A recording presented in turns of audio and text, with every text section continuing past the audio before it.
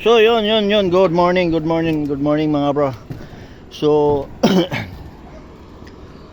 shout out po sa nag-comment po doon sa YouTube channel ko po regarding dito sa firewall na ginagawa po namin mga bro. Yan, kagaya niyan.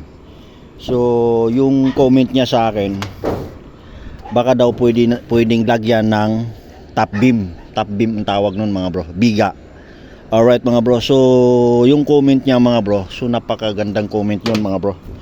Alright, so sinadjust ko na rin sa may-ari yun bago kami gumawa dito mga bro. So ang problema, medyo mababa lang yung budget na ito mga bro.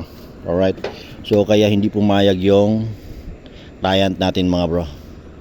Alright, so napakaganda po talaga itong ibabaw nito, lalagyan ng beam. Although ganun naman talaga ang proseso nito mga bro, if medyo maluwag-luwag ka sa budget mga bro, kasi yun dagdag sa budget yun mga bro, may kabigatan din ang magiging ilalabas mong budget nun mga bro. Alright mga bro, so yan, top beam yun mga bro, or roof beam. Alright mga bro, so, pero sa diretsong salita mga bro, biga.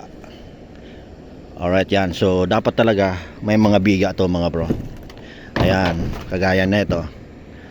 Alright, so yung comment niya sa akin, mas maganda siguro malagyan ng biga itong portion na to, kasi baluktot daw yung wall na to mga bro, kasi sa baba palang baluktot na para dumiretso daw tingnan.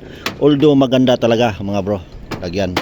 So ang problema lang yung budget ng may-ari. Alright mga bro, so sir or ma'am sa nag-comment po sa akin sir, so napakagandang comment po sa akin sir.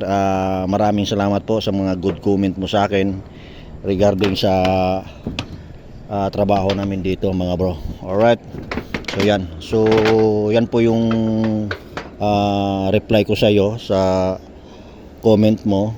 So may reply ako sa iyo sa comment mo, pero ngayon talagang nag-shoutout ako sa iyo kasi napakagandang comment mo sa akin sir. Alright mga bro, so salamat sa inyo mga bro.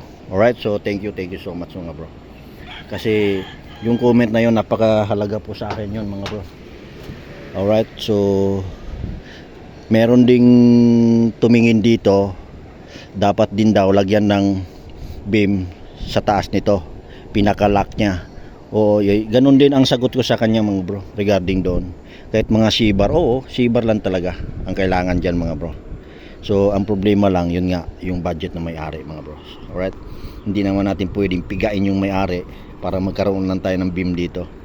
Baka magalit sa atin yung client natin mga bro. Alright mga bro, so sa lahat ng nag-comment, sa maraming salamat sa inyo. God bless po sa inyo. Bye bye.